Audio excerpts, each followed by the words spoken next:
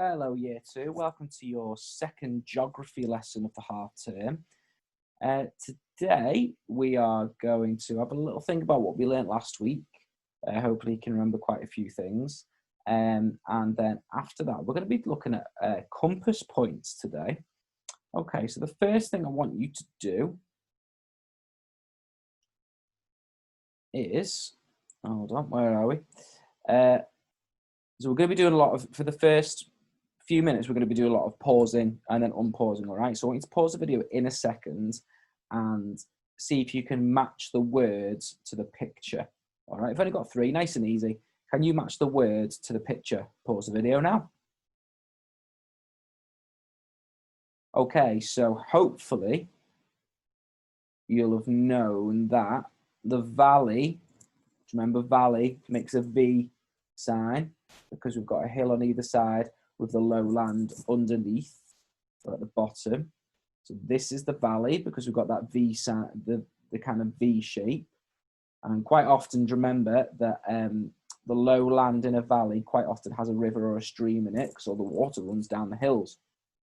Okay, now we've got some water on this one and water on this one. Which one did you think was the lake? This one is the lake. Okay, we'll have a think about why in a minute. And can you remember what coast meant? Coast is where the land meets the sea. Okay, so this one was the coast. Okay. Okay, and now have a think about the lake. So we know that this one here is the lake. We've already talked about that. Can you name 2 differences between a lake and the sea? 2 differences. We talked about them last week. Pause the video now.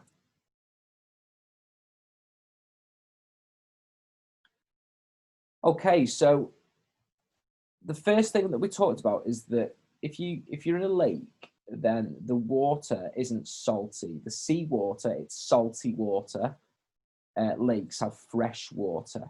Okay, so there's my first one. Lakes have fresh water and the sea has salty water, salt water, okay?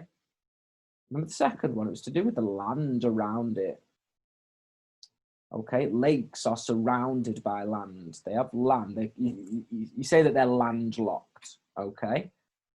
There's land all the way around a lake, okay? Sea isn't.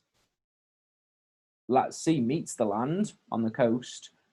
You can't get to the other side. You have to get a plane or a boat, get to the other side, and you couldn't walk around, all right? That's the important thing. You can normally walk all the way around a lake. You can't walk across the sea, all right? So there's the difference.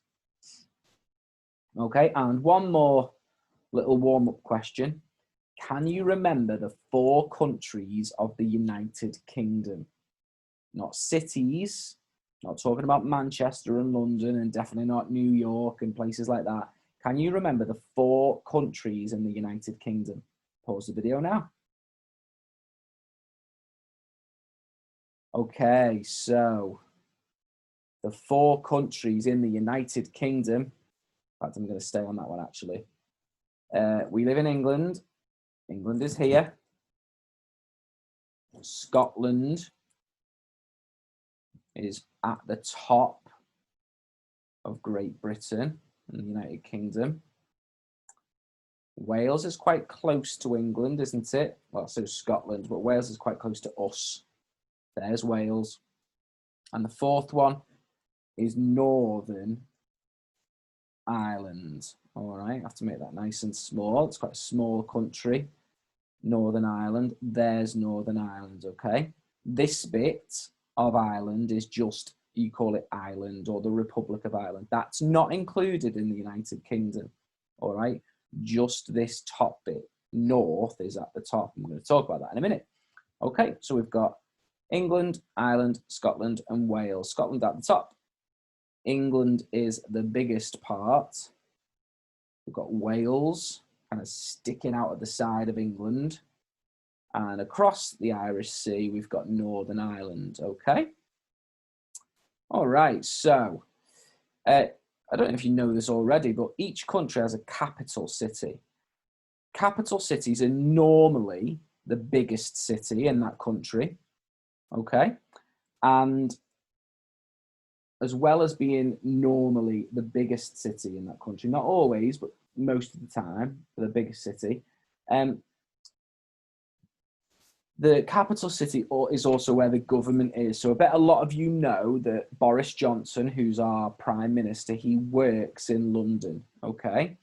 The government is in London, so that's our capital city, all right? Scotland has a government and it's in Edinburgh. Wales has a government in Cardiff, and Northern Ireland, their main government is in Belfast, okay? They all come together in England, so you'll have heard of Big Ben. That's part of the Houses of Parliament, but the reason they are capital cities, the main thing is that that's where the main government is, okay? So that's why it's called a capital city, but it's normally the biggest as well, and London is definitely the biggest city in England, okay? So England's capital city is London, okay, and that's down here, down at the bottom. Scotland's capital city is Edinburgh, okay, that's in Scotland. Northern Ireland's capital city is Belfast. My mum's from Belfast, so I've been there loads of times because loads of Mr. Pickering's family live in Belfast. And the capital city of Wales is Cardiff. So Scotland has Edinburgh, England has London, Wales has Cardiff, and Northern Ireland has Belfast. There are loads of other cities, of course, in those countries, but you can name one in England. Well, you've got Manchester. There's Manchester. Got Liverpool as a city and Birmingham. We've got Bristol as a city, and Newcastle is in England, and Southampton and Norwich. There's absolutely loads of cities in England, but London is the capital, and our city where most of us live is Manchester, all right? I bet you've seen something that looks like this before. This is called a compass. And we don't really use them that much anymore, but years and years ago, you needed a compass to find your way around. If you were going somewhere, you needed to know if it was north or east or south or west, or you wouldn't know which way to go. So today we're just going to have a bit of a chat about which direction you would be going if you were going north, if you were going south, if you were going east, or you were going west. All right. I bet you all know where the North Pole is. If we were looking at our globe, the North Pole is at the top of the bottom. It's at the top. The very top of our world is the North Pole, and the very bottom is the South Pole. So generally, well, if you're walking north, you're going up the earth. You're going south, you're walking down the earth. And if you're going west, if you're looking at the map, you're walking towards the left. And if you're going east, you're walking towards the right, okay? So we're gonna have a little bit of a practice of which way are things from certain places. So let's say, I'm just gonna get an arrow just so make it a bit easier. Let's say I'm in Manchester, all right? You might have traveled to different places from Manchester. I've traveled from Manchester to Edinburgh before. I traveled from Manchester to Belfast quite a lot. I've traveled from Manchester to Wales before. I've not been to Cardiff recently, but I've traveled to a place in Wales which was about here called Llandudno. I've traveled from Manchester to London before. I had to go down that way. I've traveled from Manchester to Newcastle, which is around here. That's where my grandma lives. So depending on where you're going, you might go north, you might go up, you might go south if you're going down, you might go west, not very far, but if I'm going to my mum's house in Liverpool, I have to go west, and you might go east. All right. So if I start in Manchester and I travel to Edinburgh, I need to travel. Am I going up? Am I going north? Am I going south? Am I going west? Or am I going east? The main direction is pretty much straight up. You need to go a little bit west, but it's mainly north, isn't it? So if I start in Manchester and I travel to Edinburgh, I need to travel north. Okay, this is what our work's going to look like today. Okay, what about then if I don't start in Manchester? What if I'm in London? What if I start in London? There's London, and I want to go to Cardiff. It's pretty much straight across. Which direction am I going if I start in London and I go to Cardiff? I'm not going north this time, am I? I'm not going straight up. I'm not going south. I'm not going east. I'm going west, aren't I? Okay. So if I start in London and travel to Cardiff, I need to travel west. Okay. Let's do a couple more. What if now? It's very rare that we go in a complete straight line. Normally, we need to go a little bit east and a little bit west, as well as north and south. All right. So, what if I travelled from?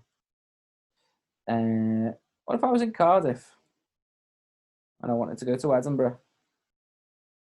I'm traveling north. Yeah. What if I had to go back? What if I was in Edinburgh and I had to travel to Cardiff? I'd be going south. Yeah. Now then, if I'm in Belfast and I want to travel to Manchester, if I was going home, what's the main direction we need to travel in? The main direction is east, isn't it? I'm going from Belfast to Manchester. The main direction is east, but I also need to go a little bit south. Okay, so I need to travel south and east. Sometimes people would say southeast, they put them together, but for today, we can just say that we're going south and east, or east and south. Yeah. What about if I was going from London to Manchester? So I'm going up, but I'm also going across. If I put that on there, it's in between north and west, isn't it? So if I'm traveling from London to Manchester, I need to travel north and west. If you wanted to say northwest, that's okay. But for today, we don't need to put them together. We can say we're going north and west, all right? So your work today, what you're going to have in your books, I'm just going to show you. I've not got it on my screen, actually, but I've got it up here. Your work today is going to look a little bit like this. Just like we've just been doing, all you need to do is finish my sentence, all right? So the first one says, if I start in Cardiff and travel to Edinburgh, I need to travel, start in Cardiff, travel to Edinburgh, I need to travel, what was that one? Yeah, it was north. So the first one, just done the first one for you. If you want to write these sentences in your book, you can do them in your yellow jotter if you want to. If you want to write the sentences in your book, that's absolutely fine. If you want to write on the screen, I know some of you like doing that if you've got a tablet, then you can do that. I don't mind if you write the sentences in your book or if you write on the screen, that's absolutely fine. All right, have fun and off you go.